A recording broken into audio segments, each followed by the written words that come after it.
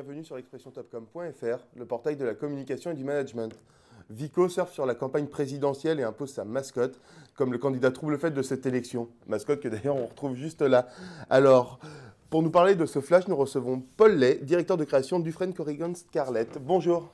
Bonjour. Alors, avant de nous parler un peu plus de notre ami si présent, est-ce que vous pourriez nous en dire un petit peu plus sur Dufresne Corrigan Scarlett? Absolument. Alors, Dufresne Corrigan Scarlett, nous sommes l'une des dernières grosses agences indépendantes.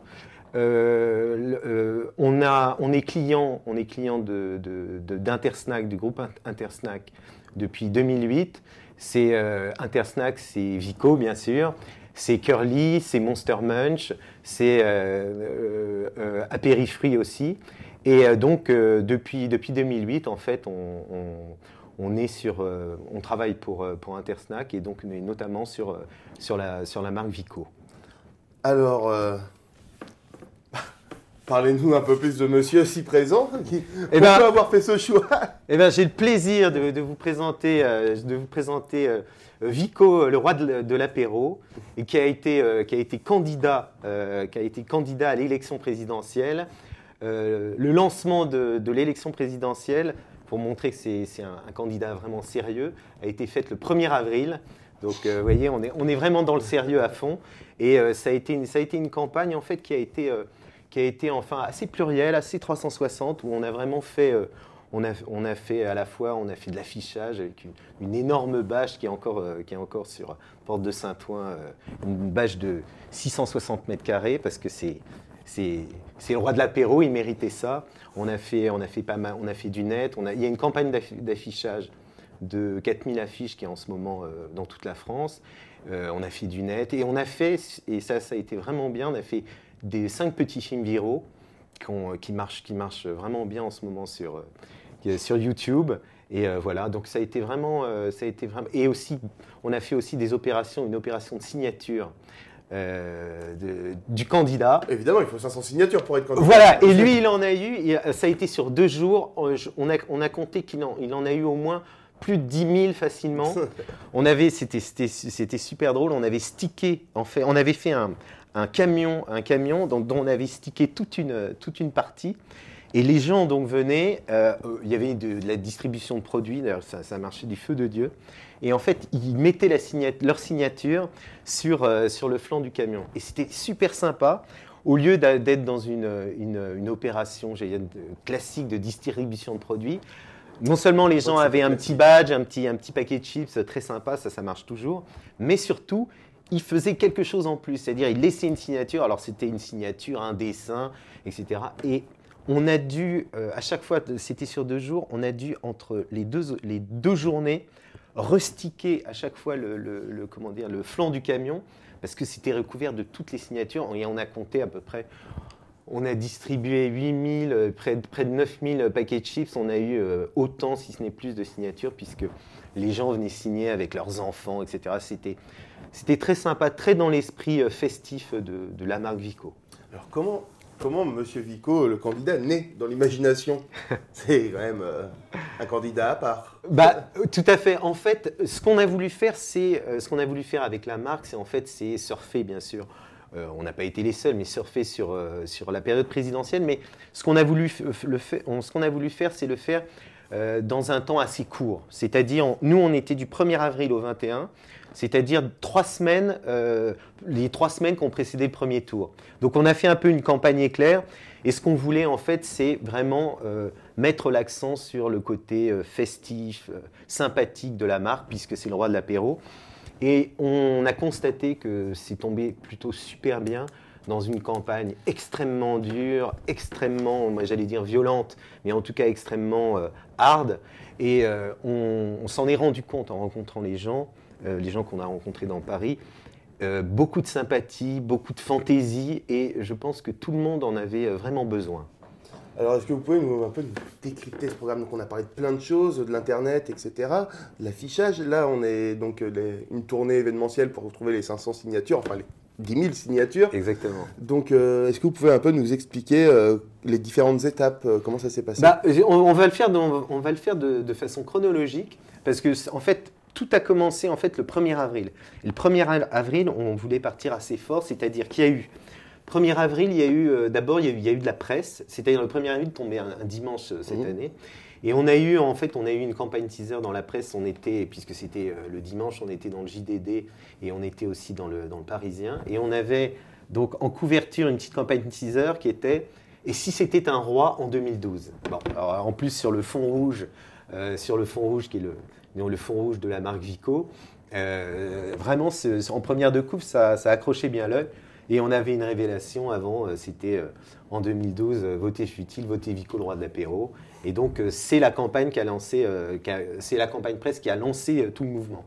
Le même jour, on avait sur plusieurs sites, notamment des sites d'information, on était sur Yahoo, on était sur le Nouvel Obs, on était sur 20 minutes.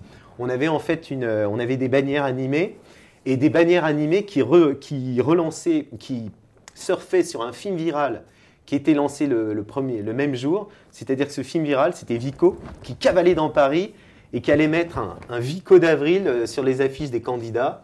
Et c'est un petit film, là, en ce moment, il est à peu près, il va atteindre les 3000 visionnages, c'est un truc qui a super bien marché. Et sur les bannières et sur les bannières animées, par exemple, de 20 minutes, vous arriviez sur la page de 20 minutes, donc on avait 20 minutes, tout de suite on avait le fond rouge Vico, un sticker qui arrivait avec le bonhomme qui se balançait comme un poisson d'avril, et c'était votez Vico, le roi de l'apéro. Et il y a un truc qui s'est passé qui était très drôle, c'est qu'on avait sur 20 minutes, par exemple, il y avait Ramayad qui disait voilà, je soutiens le président, et on avait la bannière en dessous qui disait en 2012, vous méritez mieux qu'un président, votez Vico, le roi de l'apéro. Donc ça, c'était très rigolo, et ces bannières sont restées un peu pendant toute la durée de l'OP, et ça renvoyait une page Facebook qui était la page où on diffusait les films, en plus de YouTube bien sûr. Donc tout ça était très marrant.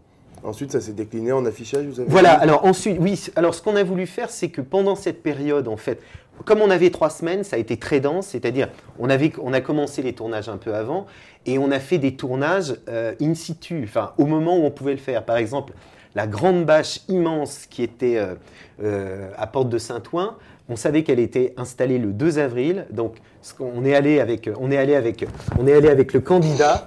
Et on est allé avec le candidat, et en fait on a filmé toute l'installation de la bâche qui était assez spectaculaire, des gens qui descendaient en rappel, la bâche pesait 500 kilos, enfin un truc de fou, et donc on l'installait, et Vico sur le petit film que vous pouvez voir sur YouTube, le titre c'est Vico bâche les autres candidats.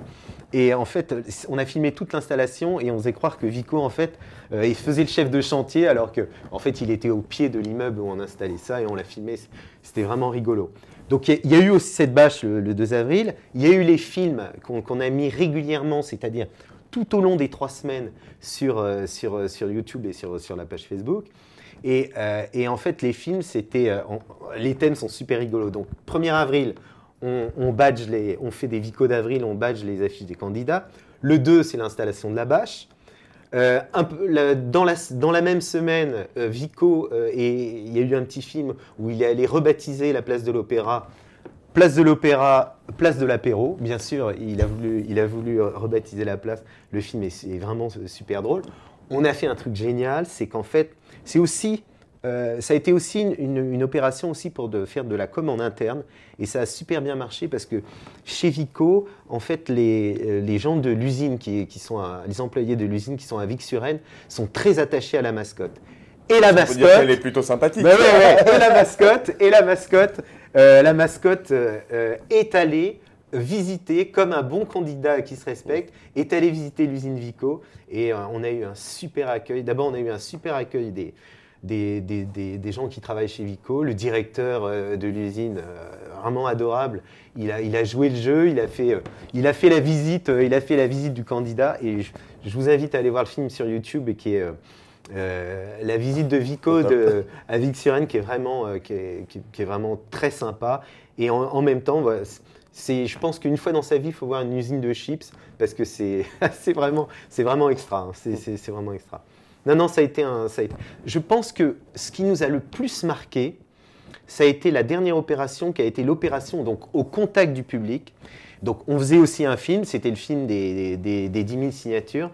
On s'était déjà rendu compte en fait en tournant que la sympathie pour la mascotte, la sympathie pour la mascotte était immense, c'est-à-dire étonnamment autant les enfants que les adultes, c'est-à-dire qu'à un moment on sentait que les gens avaient vraiment besoin d'un peu de fantaisie, de légèreté, etc. Et c'était à chaque fois, on voulait se faire prendre en photo avec.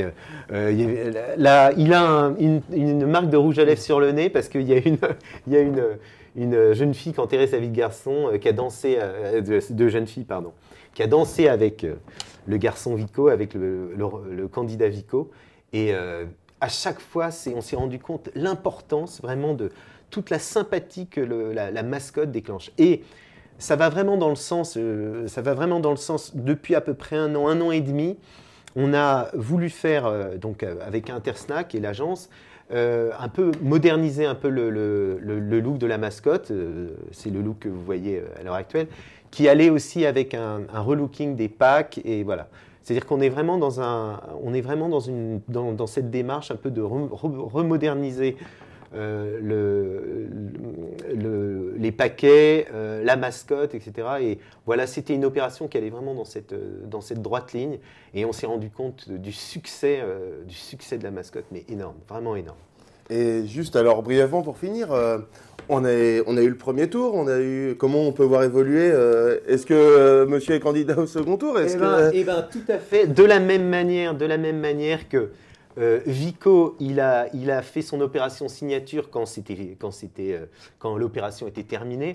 Vico, de toute façon, il a été le gentil trublion de cette présidentielle. Et c'est pas parce qu'il y a eu que 2 sélectionnés pour ce second tour qu'il ne va pas continuer. De toute façon, il y a encore des surprises. Avec Vico, avec le candidat Vico, jusqu'au second tour. On va continuer à alimenter notre page, à sortir des petits films pareil sur YouTube. Donc, pour le candidat Vico, la campagne continue.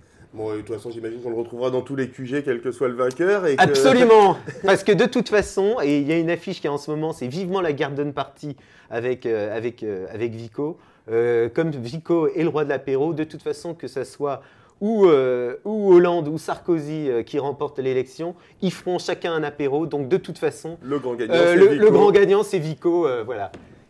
Voilà, alors on n'a plus qu'une consigne encore, c'est de toute façon pour la sympathie, votez Vico, le roi de l'apéro. Merci d'être venu répondre à nos questions. Merci beaucoup.